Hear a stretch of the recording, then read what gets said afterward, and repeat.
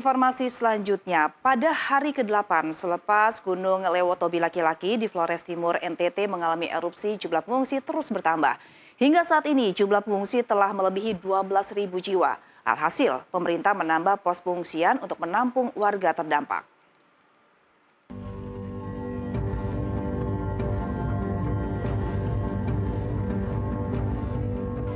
Belum diketahui sampai kapan para pengungsi letusan Gunung Lewotobi laki-laki tinggal di tenda pengungsian. Sudah sepekan mereka harus tinggal di tenda darurat dengan kondisi apa adanya. Ya, ini jauh dari nyaman. Para pengungsi mulai dari anak-anak hingga lansia hanya tidur beralaskan terpal. Memasuki hari ke-8 pasca letusan gunung, pengungsi terus bertambah. Pos-pos pengungsi yang telah berdiri sebelumnya sudah tidak mampu lagi menampung kedatangan pengungsi.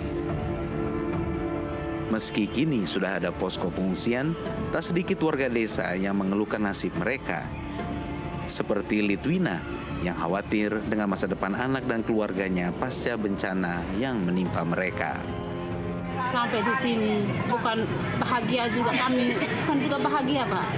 Dalam hati kecil kami sudah bisa hidup, tapi bagaimana selanjutnya? Bagaimana selanjutnya? Apalagi sekarang hidup dengan anak sekolah, Pak. Sampai kapan kami hidup sini? Kami juga tidak tahu, pasti Pak mereka juga tidak tahu. Berhentinya kapan kami kembali ke kampung halaman kami itu, entah kembali atau bagaimana kami tidak tahu. Harapan ke depan pemerintah setempat perhatikan kehidupan kami, apa pula anak sekolah kami, supaya bisa juga generasi muda ini bisa meneruskan cita-cita desa bangsa ini Pak. Kalau hanya seperti habisin seperti ini kami ini anak-anak jadi apa? Aktivitas vulkan di Gunung Lewotobi laki-laki kembali meningkat signifikan dalam beberapa hari terakhir, membuat Pusat Vulkanologi dan Mitigasi Bencana Geologi atau PVMBG memperluas radius bahaya menjadi 9 km dari puncak. Jumlah pengungsi terus meningkat. Hingga saat ini, jumlah pengungsi bertambah menjadi 12.200 jiwa. Pemerintah pun kembali menambah pos-pos pengungsian untuk menampung warga desa. Lebih lanjut, pemerintah sedang mengkaji relokasi secara permanen permukiman penduduk. Ketika kita hidup berdampingan dengan kondisi alam yang seperti ini, yang pasti kan kita nggak bisa menggeser gunungnya. Artinya manusianya yang harus bergeser, mengalah gitu. Iya. Oh, kalau gunungnya ini ketika dia batuk itu mengeluarkan material vulkanik sampai radius 5 km, ya sudah kita di luar 5 km. Ya. Oh, ternyata dia begitu erupsi lagi bisa 7 km, ya sudah kita geser lagi ke belakang 7 km. Pak, lalu aset saya punya kebun, saya punya tanah, saya punya peternakan di situ. Kalau relokasi gimana? Kepala BNPB sudah menyampaikan aset tetap milik masyarakat. Ya.